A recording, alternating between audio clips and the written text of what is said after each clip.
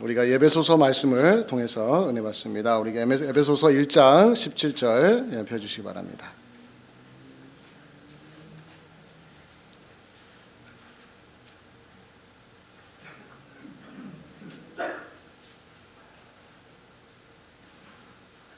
우리가 같이 살펴볼 말씀은 에베소서 1장 17절 한 절입니다.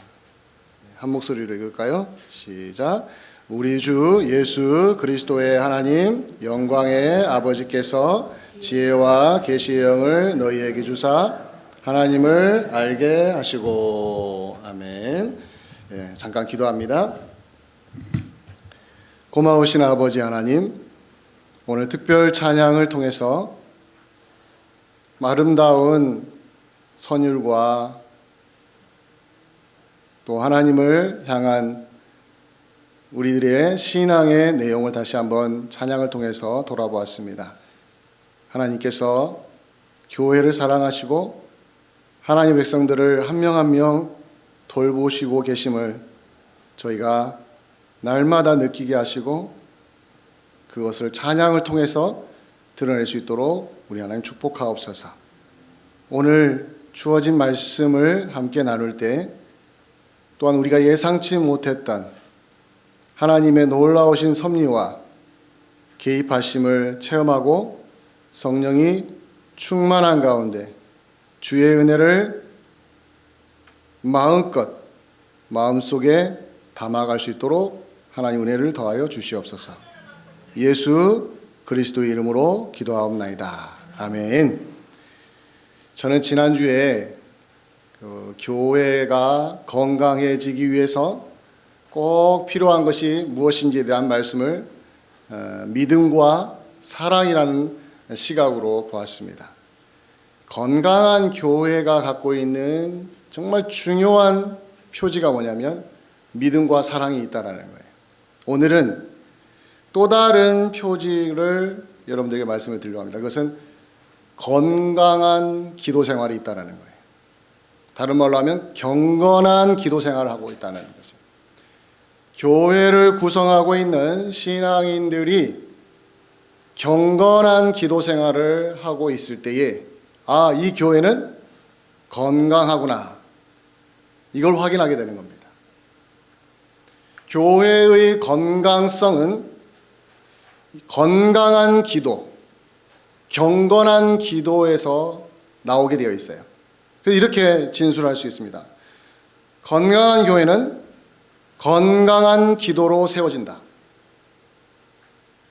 다른 건 다 잊어버려 줬습니다. 오늘 이 시간에 건강한 교회는 뭐로 세워진다고요? 경건한, 건강한 기도로 세워진다는 거예요. 그렇다면 기도 내용이 있지 않습니까? 기도 제목이 있잖아요. 우리 기도하자 하면은 무언가를 놓고 기도해야 되지 않습니까? 기도하는 내용을 우리가 다 갖고 있는데 으뜸 가장 중요한 기도 제목을 뭐라고 생각하십니까? 평소 여러분들이 기도하실 때 내가 첫 번째로 내놓는 기도 제목 각각 다를 거예요. 그런데 우리가 성경을 통해서 확인하는 것이 있습니다. 확인할 것이 있어요. 그것은 뭐냐면 이 교회가 기도할 때 제일 앞자리에 가장 중요한 첫 번째 기도 제목으로 내놓아야 될 기도 제목이 있습니다. 그게 오늘 본문을 통해서 이제 확인할 텐데요. 그 내용을 다시 한번 17절을 통해서 한번 보겠습니다. 17절에 뭐라고 나옵니까? 우리 주 예수 그리스도의 하나님 영광의 아버지께서 지혜와 계시의 영을 너희에게 주사 하나님을 알게 하시고. 교회의 가장 중요한 기도 제목이 뭐겠습니까? 눈치가 빠르신 분들은 답을 알고 있죠? 지혜와 계시의 영을 너희에게 주사, 그 다음에 나오는 내용입니다. 하나님을 알게 해달라는 기도예요. 이것보다 더 중요한 기도 제목은 없습니다.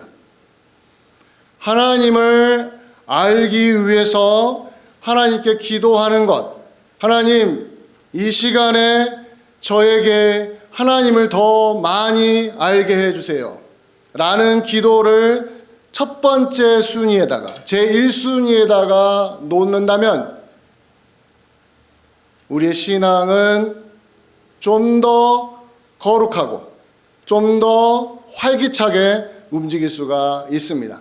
언제나 우리가 필요로 하는 것이 있죠. 기도할 때마다 지금 당장 해결돼야 할 문제가 있습니다. 이것이 가장 급해요. 그러니까 다른 거 다 뒤로 하고 그것을 제일 먼저 내놓을 수가 있어요. 근데 그것도 중요하지요.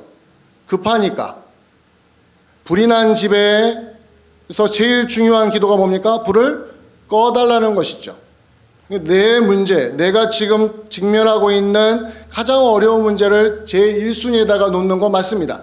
그럼에도 불구하고 여러분과 제가 아무리 급해도 아무리 중요한 기도 제목이 내 마음에 있어도 첫 1순위 가장 앞에다가 둬야 될 기도 제목은 뭡니까? 하나님을 알게 해주세요. 예배 자리에 오실 때도 여러분들 기도하면서 이렇게 오셔야 됩니다. 예배 시간에 하나님을 알게 해주세요. 찬양할 때도 제일 먼저 기도 제목이 뭐냐면 하나님을 알게 해주세요. 내가 기도하려고 지금 무릎을 꿇고 하나님 앞에 기도할 때도 제1순위가 뭡니까? 하나님을 알게 해주세요. 왜냐하면 건강한 신앙생활은 하나님을 얼마나 아느냐에 달려있기 때문에 그렇습니다. 하나님을 많이 아는 사람일수록 그 신앙생활은 건강합니다. 반대로 말하면 하나님을 모르면 모를수록 그 사람의 신앙은 건강하지가 않습니다. 따라서 하나님을 많이 알 수 있는 길을 가셔야지 하나님을 모르는 쪽으로 내 삶이 자꾸 가면 우리의 신앙의 건강성은 점점점 약해지고 병들게 되어 있습니다. 병든다라는 것은 못 느낄 때가 많습니다. 지금 내가 영적으로 아픈데도 불구하고 그 아픈 걸 잘 못 느끼는 수준에 있을지 몰라요. 그러다가 나중에 큰일이 생기게 됩니다. 우리 몸에 매우 어렵고 치료하기 어려운 병이 생길 때가 있지 않습니까? 처음부터 그 병이 생기지 않습니다. 전초전이 있지 않습니까? 처음에 시작점이 있어요. 근데 그 시작점에서 눈치를 못 채면 나중에 큰 병을 만든다고 말하지 않습니까? 그래서 건강검진을 미리 하지 않습니까? 미리 해요. 미리 하는 것은 나중에 큰 병으로 만들지 않으려고. 하나님을 알게 해달라고 기도하는 것도 똑같은 방식인 거예요. 지금 당장은 내가 하나님을 알고 싶은 마음이 없어요. 그럼에도 불구하고 어떠한 상황 속에서도 기도할 때, 예배 드릴 때, 찬양할 때든지 내가 성경을 읽을 때든지 무엇을 하든지 제일 1순위로 하나님을 알게 해달라고 마음으로 진심으로 간구한다면 우리 안에 혹시라도 영적으로 문제가 있는 부분들이 발견이 되고 그리고 하나님이 그걸 치료해 주시는 것을 경험하게 되는 것입니다. 그렇기 때문에 우리가 경건한 거룩한 신앙생활을 하기 위해서 제일 중요한 것은 하나님을 알자라는 거예요. 이런 관점에서 호세아서 말씀 하나 인용을 하기로 합니다. 호세아 선지자가 호세아서 6장 3절에서 이러한 이야기를 당시 이스라엘 백성들에게 외쳤습니다. 같이 한번 읽어볼까요? 시작. 그러므로 우리가 여호와를 알자, 힘써 여호와를 알자. 여기까지만 읽어도 좋습니다. 다시 한번 봅니다. 우리가 여호와를 알자고 호소합니다. 근데 그 앞에 또 무슨 단어가 붙어요? 부사로 힘써 여호와를 알자. 이게 무슨 뜻이냐면 당시 이스라엘 백성들의 영적인 상황이 매우 심각했던 거예요. 그런데 영적인 시각으로 보면 매우 큰 질병에 걸려 있음에도 불구하고 이스라엘 백성들 전체는 다 어떤 생각이 들냐면 우리가 살기가 너무 좋다. 이보다 더 좋을 수는 없다. 라는 삶의 만족도를 갖고 있었어요. 삶은 너무너무 만족스러웠는데 신앙적인 면에서는 너무너무 문제가 많았던 거죠. 그것을 무엇으로 표현하냐면 여호와를 하나님을 아는 것으로 표현해 준 거예요. 하나님을 압시다. 여호와를 알자, 힘써 알자라고 외쳤던 것은 이스라엘 백성들에게 나타나지 않고 있었기 때문에 얼마나 호세아 선지자가 외로웠는지 모든 사람들의 시각이 다른 쪽으로 가 있을 때 그 사람들의 시각을 한쪽으로 다른 쪽으로 여호와를 아는 쪽으로 이렇게 끌고 가기가 너무 어려웠던 시대에 호세아가 이렇게 호소했던 거예요. 그 다음 내용을 한번 볼까요? 여호와를 알자, 힘써 여호와를 알자. 그 다음에 뭐라 합니까? 그의 나타나심은 새벽빛같이 어김이 없습니다. 이게 무엇 때문에 이런 말을 했냐면 이스라엘 백성들 중에 이렇게 말합니다. 하나님은 도저히 알 수가 없어. 이런 불만을 터뜨렸어요. 왜 그러냐면 하나님은 불규칙하게 움직이셔.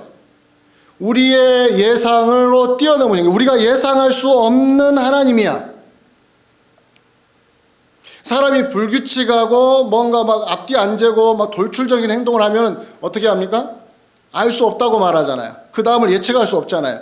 하나님을 예측할 수 없다고 말할 때 이렇게 말합니다. 그의 나타나심은 어김없이. 새벽빛이란 뭡니까? 아침에 동이 틀 때를 말한 거죠. 해는 반드시 뜨게 돼 있잖아요. 그것처럼 하나님의 나타나심은 어김없이 일정하다는 거예요. 또 하나 그 뒤에 보면 비와 같이 땅을 적시는 늦은 비와 같이 우리에게 임하십니다. 우리에게 임하시는 하나님은 이 말을 왜 했냐면 이 당시 이스라엘 백성들이 뭐라고 했냐면 하나님은 저 멀리 하늘에 계십니다. 우리에게 관심도 없으십니다. 이런 말들이 사람들 마음속에 있었어요. 하나님을 알자고 하면은 꼭 반대하는 사람들이 뭐라고 하냐면 하나님은 우리가 볼 수도 없고 하나님은 저 하늘에 있어서 우리에게 관심도 없으셔. 관심이 있다면은 우리의 삶에 이런 악들이 있겠어? 이런 반대의 목소리가 나오는 거예요. 그러자 이렇게 말한 거예요. 아니다. 우리에게 임하시는 우리 하나님은 비와 같이 땅을 적시는 늦은 비와 같이 우리에게 확실히 임하신다. 그렇기 때문에 우리가 여호와를 알자, 힘써 알자라고 이렇게 외칠 수가 있다라는 것이죠. 자, 그런데 하나님을 알자고 하면 함정이 하나 있습니다. 하나님을 압시다. 하나님을 알기 위해서 우리가 성경을 읽고 말씀을 공부합니다. 그런데 그 하나님을 알아가는 가운데에 많은 신앙인들이 빠지는 함정이 있습니다. 그게 바로 영적인 교만입니다. 그걸 다른 말로 하면 영적인 침체입니다.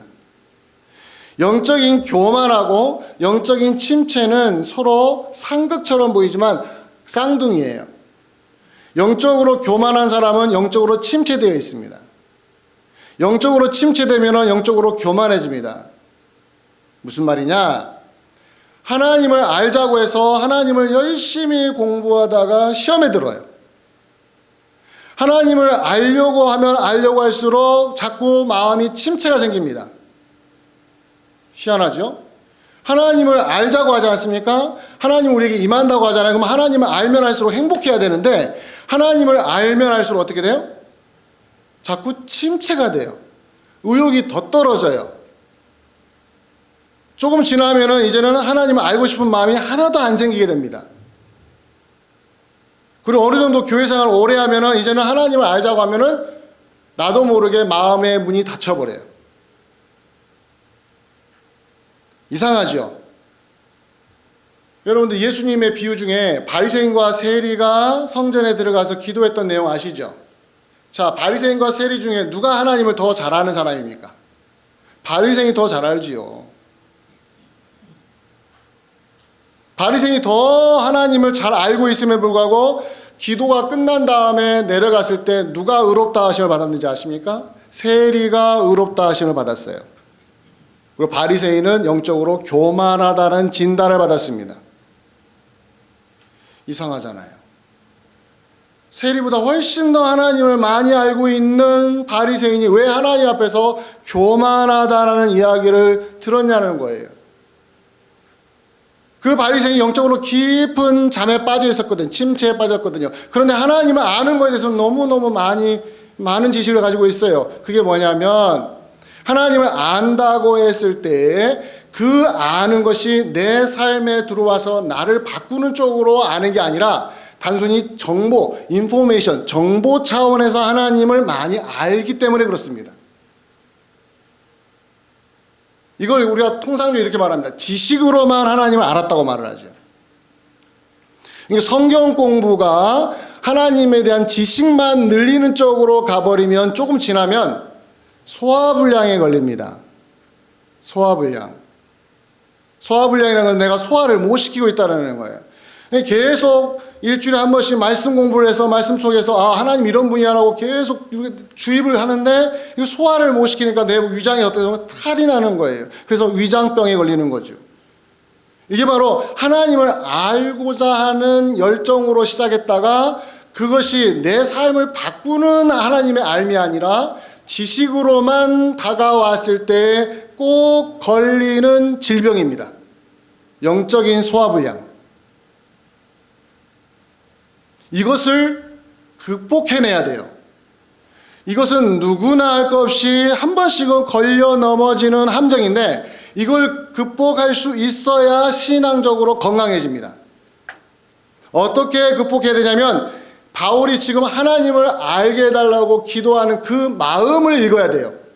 여기서 하나님을 알게 해달라는 것은 어제보다 오늘 더 많은 지식을 쌓아달라는 게 아니라 이렇게 표현할게요. 하나님을 아는 행복을 느끼게 해달라고 기도하는 것입니다. 이건 제 표현입니다. 바울이 오늘 1장 17절에 뭐라 합니까? 하나님을 알게 해 주십시오. 오해의 소지가 있어서 제가 이렇게 여러분들에게 제 나름대로 번역해서 말씀을 드리면 이런 거예요. 하나님을 아는 행복을 느끼게 해 주세요. 좀 다른 뉘앙스로 다가오지 않습니까?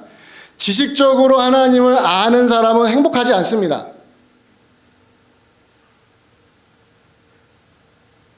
그러나 하나님을 아는 행복을 느끼는 사람에게 하나님을 아는 것은 그 자체로 즐거운 행위입니다. 너무너무 즐거워요. 시편에 보면 하나님 말씀을 꿀보다 더 달다고 하죠. 이것은 하나님을 몰랐다가 안다는 뜻이 아니라 하나님을 알고 있는데 그 하나님을 아는 행복을 내가 느껴버린 거예요. 느껴버리는 바람에 알면 알수록 그것이 단순히 지식으로 다가오는 것이 아니라 내 인격으로 흡수가 되면서 하나님에 대한 새로운 차원으로 다가가게 되는 거예요. 하나님을 아는 행복을 느낄 때 여러분 전율을 느끼게 됩니다. 자, 이것을 여러분들에게 좀 더 성경의 인물을 통해서 제가 설명을 하려고 하는데 전에 내가 알고 있던 하나님이 이런 분이라고 생각했는데 하나님을 아는 행복을 느끼다 보니까 이런 분이었나라는 새로운 경지에 도달하게 되는 거예요. 이것은 신앙인들에게 주어진 하나님의 놀라운 축복입니다.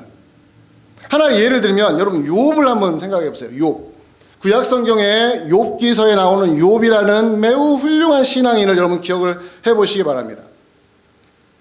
욥은 당대의 그 어떠한 경건한 신앙인들보다 우위에 있었던 하나님까지도 욥에게 뭐라고 했습니까? 이렇게 나를 경외하는 사람 없다 라고 하나님의 인정을 받았던 욥이었습니다.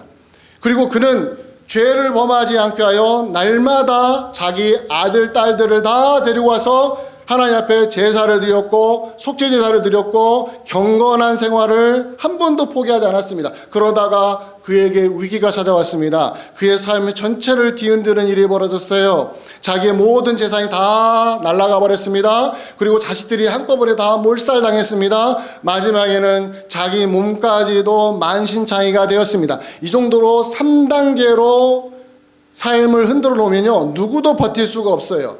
그런데 그는 마지막 자기 몸이 만신창이가 됨에도 불구하고 뭐라고 했습니까? 하나님 앞에 내가 죄를 범하지 않겠다고 했던 경건한 사람이었어요. 이 정도면 완벽하지 않습니까? 이 정도면 하나님을 아는 행복이 가장 위에 올라올 정도로 대단한 신앙인이 아닙니까? 그런데 그 뒤부터 욥이 쏟아낸 말들이 뭔지 아십니까? 이런 말을 먼저 했어요. 나 괜히 태어났다. 하나님이 왜 내가 태어나도록 내버려 두셨나? 이렇게 원망을 하기 시작했습니다. 당연하지요. 그 정도의 일을 당하면 원망할 수밖에 없지요. 저라도 원망합니다. 원망하는 게 문제가 아니었어요. 그렇게 원망하는 내용이 쭉 나오다가 38장 이후로 가면, 39장으로 넘어가면 대반전이 일어납니다. 하나님이 그렇게도 원망하는 욥에게 나타나신 다음에 욥이 이렇게 고백합니다. 그렇게 그가 했던 유명한 말, 하나님, 내가 하나님 앞에 회개합니다. 그동안에 내가 하나님에 대해서 귀로만 들었는데 이제는 눈으로 봅니다. 그리고 깨끗하게 해결됐습니다. 그 표현을 보십시오. 귀로만 하나님에 대해서 들었는데 이제는 뭐로 본다고요? 눈으로 본다고요. 이것은 뭐냐면 하나님을 아는 것이 무엇인지를 욥은 새로운 경지에 도달하게 된 거예요. 새로운 수준으로. 즉 하나님을 아는 행복이 전에는 내가 어떻게 하나님 앞에서 깨끗하게 살 것인가에 대한 자기의 경건성으로만 증명하다가 모든 게 와르르 다 무너지고 나서 아무것도 남지 않는 상황에서도 하나님이 그에게 나타나셔서 내가 너와 함께 한다는 말을 듣자마자 그의 마음속에 큰 변화가 일어난 거죠. 다 이뤘음에도 불구하고 그는 이제서야 누구를 얻었습니까? 하나님을 얻는 행복감을 만끽한 것입니다. 이것이 바로 신앙인에게 주어지는 아이러니예요. 세상적으로는 다 이뤘는데 그 이뤘다고 하는 순간에 만난 하나님 때문에 그 이후에 그의 인생은 이제는 무엇을 아는 행복을 맛봤다고요? 하나님을 아는 행복을 이제부터 시작을 했다라는 것입니다. 그래서 욥기서는요 1장, 2장, 3장이 중요한 게 아니라 마지막 38장 이후에 욥의 인생이 시작되는 거예요. 그 전까지의 그의 완벽했던 하나님을 절대 원망하지 않았던 그의 그 신앙은 자기가 하나님을 붙들고 있었던 거예요. 내 경건으로, 내 거룩함으로, 나의 열심으로 하나님을 붙들고 있다가 이게 와르르 무너진 거죠. 왜? 삶의 기반이 다 흔들리니까. 그랬는데 마지막에 뒤에가 어떻습니까? 그럼에도 하나님이 자기에게 찾아오시자 뭐라고 합니까? 내가 하나님을 붙들고 있는 것이 아니라 하나님이 나를 붙들고 계시다는 것을 체험적으로 알게 되자 하나님을 아는 행복감을 느꼈던 욥을 여러분들 기억하셔야 돼요. 하나님은 이런 식으로 우리를 인도하세요. 진짜로 하나님이 이렇게 인도하세요. 내가 하나님을 붙잡은 것 같은데, 내가 붙잡고 여기까지 온 것 같은데 어느 순간 이것이 와르르 무너지고 내가 더 이상 하나님을 붙잡을 수 없을 만큼 힘도 없고 능도 없고 실력도 없고 아무것도 없다고 할 그때 하나님이 나에게 나타나셔서 나에게 임하셔서 내가 너와 함께 하고 있다라고 하시면 그동안에 우리가 알고 있던 그 하나님에 대한 모든 지식이 새로운 상황으로 돌변해버린 것입니다. 아, 내가 알고 있던 하나님이 이런 하나님이었나라는 새로운 깨달음과 동시에 아, 이것이 바로 하나님을 아는 행복의 즐거움이구나. 이렇게 신앙생활을 하기 시작하면 그 다음부터 그 사람에게는요 다른 말이 필요 없어요. 여러분 스펀지 알죠? 스펀지는 어떻습니까? 물을 쫙쫙 빨아들이는 거 아시잖아요. 이런 식으로 신앙생활을 하기 시작합니다. 전에 내가 알고 있던 모든 창조주 하나님, 구원의 하나님,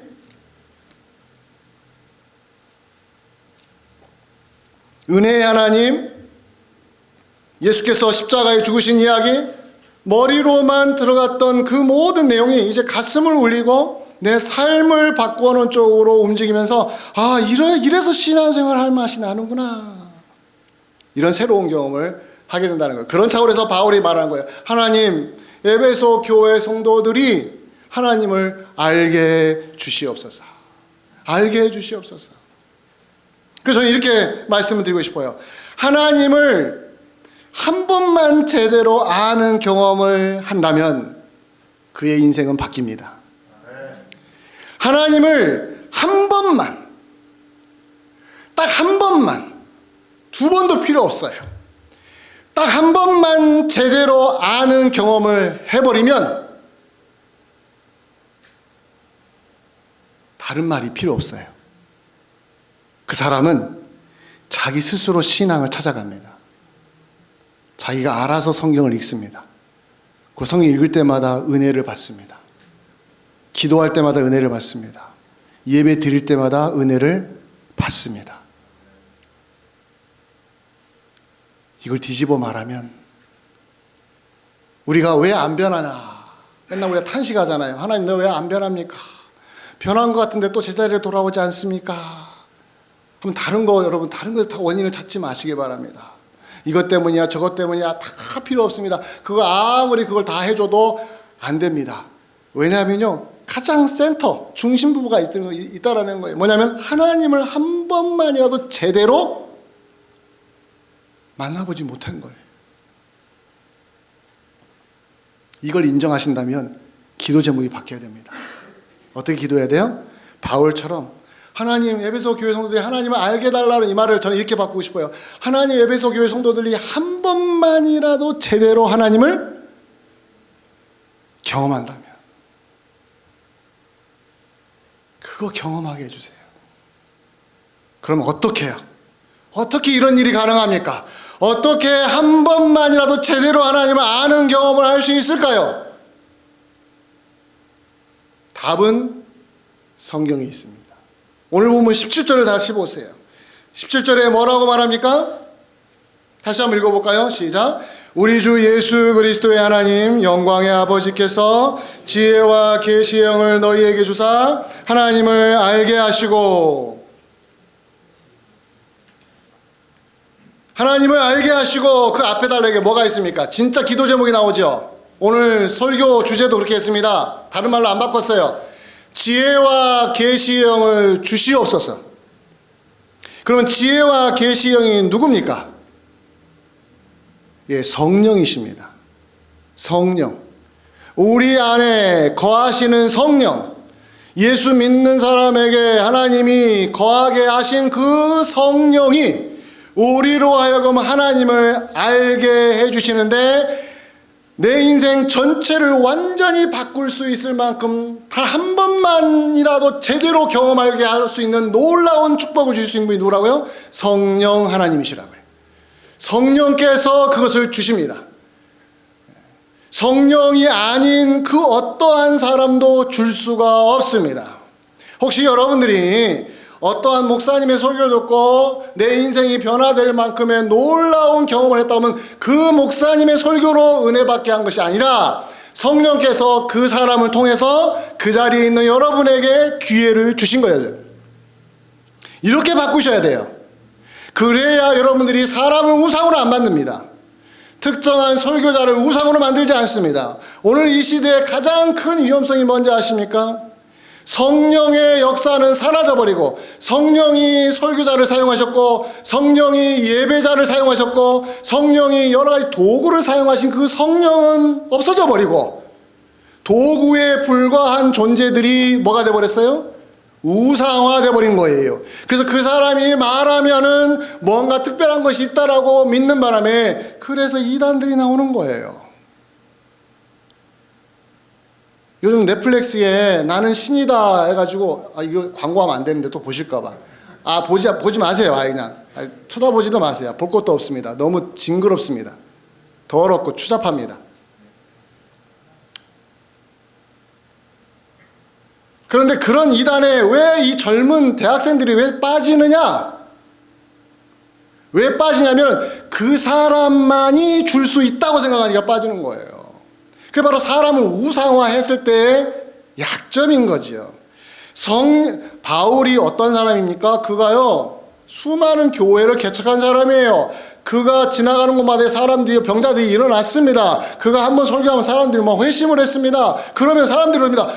우리는 바울의 설교만 들으면 되겠지 하고 바울만 쳐다볼 것 같은데, 바울이 뭐라 합니까? 내가 전하는 설교가 중요한 게 아니야. 너희에게 필요한 것은, 너희가 하나님을 아는 것은, 너희가 제대로 하나님을 경험할 수 있는 것은 내가 줄 수 있는 것이 아니라 지혜와 계시의 영이신 성령께서 여러분에게 주시는 거야. 이렇게 말하는 거예요.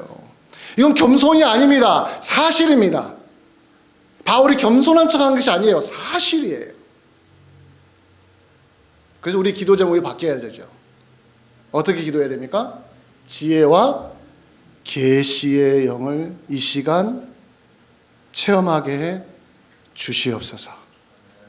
비록 저 목사님의 설교가 약할지라도, 내 마음에 들지 않을지라도 저 말씀이 진리에 맞다면 이 순간 지혜와 계시의 영이신 성령께서 제 마음에 오셔서 저 말씀을 통해서라도 다 잊어버려도 좋으니까 한 단락이라도 좋으니 그 한 단락에 있는 내용이라도 내 마음을 울리고 내 영혼을 울리고 내 삶을 움직일 수 있는, 정말 이 시간에 아주 적절한, 꼭 나에게 맞는, 내가 하나님을 아는 즐거움을 느낄 수 있는 이러한 메시지로 다가오게 해주세요라고 기도한다면 하나님이 허락하시지 않겠습니까?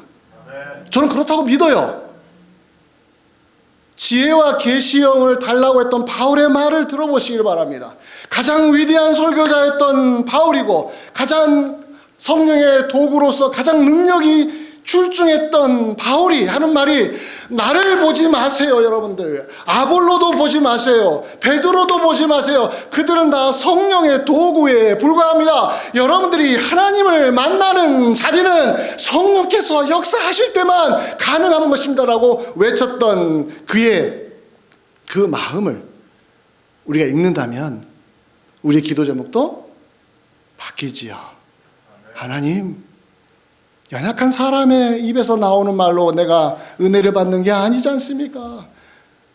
저 사람이 하나님의 도구라고 한다면 그가 메시지를 증거할 때든지 그가 뭐라고 하든 간에 그 내용이 하나님 말씀에 들어있다면 그 말씀이 이 시간 내가 듣는 내 마음속에 울림으로 다가오게 하셔서 오늘 이 시간에 내가 받은 은혜가 어제와 다른 내일은 새로운 인생으로 시작될 것이라는 기대감을 갖게 만드는, 그래서 내가 하나님을 아는 행복이 이렇게 즐거운 것이군요 라는 그러한 놀라운 축복이 허락되는 시간, 그것을 기도할 때마다 외치는 거예요. 하나님, 이 시간 제가 기도할 때도 하나님 저에게 지혜와 계시의 영을 주셔서 하나님을 어제보다 더 많이 알게 주시옵소서. 그 말은 지식만 쌓아라는 것이 아니라 하나님을 아는 행복을 이 시간 느끼게 해 주시옵소서.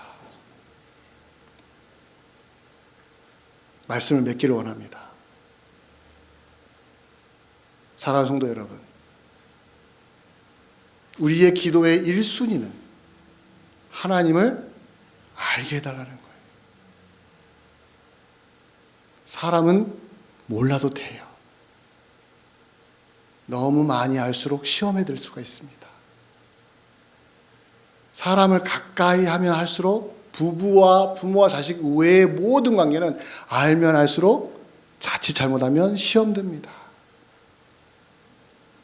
그러나 하나님을 제대로 알기만 하시면, 하나님을 아는 그 만족감과 행복을 맛보시면 더 많이 하나님을 알고 싶어서 우리 마음이 안달이 납니다. 멈출 수가 없는 욕망이 생깁니다. 하나님을 알고 싶습니다. 하나님을 알아야 내가 신자답게 살 수가 있음을 내가 고백합니다. 그렇다면 우리 기도 제목도 지혜와 계시의 영인 성령을 이 시간 충만하게 부어주셔서 우리의 이 마음속에 하나님을 알고자 하는, 하나님을 아는 행복을 맛보고 싶어하는 이 열망을 품어서 실제적으로 이렇게 기도했더니 어느 날 하나님 말씀을 듣는데 그 말씀이 어떻게 와요? 가슴을 울리는 마음으로 다가오면서 그 말씀을 전하는 사람은 우상화하는 게 아니라 하나님이 놀랍게도 저 설교자를 통해서 나에게 이 시간 은혜를 주셨으니, 그렇다면 성령께서는 또 다른 사람을 통해서도 은혜를 주실 수 있구나라는 것을 넓은 마음으로 받아들이면서 누구에게 집중하는 거예요? 하나님의 영이신 성령이 어느 순간 어느 때 누구를 통해서든지 역사하실 수 있다는 기대감을 갖고 그분 앞에 엎드릴 수가 있다라는 거예요. 그러면은 힘이 생기는 겁니다. 그러한 마음으로 예배 자리에 오면 우리는 완전히 새로운 사람으로, 지난주와 완전히 다른 사람으로 이 자리에 앉아서 주의 은혜를 맛볼 수가 있습니다. 이 은혜가 우리 이스라엘 한빛교회에 가득 넘칠 수 있도록 기도하실 때마다 지혜와 계시의 영을 주셔서 하나님을 알게 해 주시옵소서. 이렇게 기도하시기를 주의 이름으로 간절히 축원드립니다. 예, 기도하겠습니다. 고마우신 아버지 하나님, 바울처럼 위대한 설교자가 에베소 교회 성도들을 향하여 기도할 때 하나님, 저 에베소 교회 성도들에게 지혜와 계시의 영이신 성령을 주셔서 하나님을 아는 행복을 맛보게 해달라고 기도했던 것처럼 우리도 기도 제목을 바꾸기를 원합니다. 하나님, 우리에게도 성령을 허락하셔서 성령의 충만함을 주셔서 하나님을 아는 행복을 이 예배 시간에 맛보게 하여 주시옵소서. 이렇게 기도하는 가운데 실제적으로 경험하게 하셔서 하나님을 아는 행복으로 한 주간 동안 믿음으로 승리해 나갈 수 있도록 하나님 역사하여 주시옵소서. 감사하고 예수 그리스도의 이름으로 기도합니다. 아멘.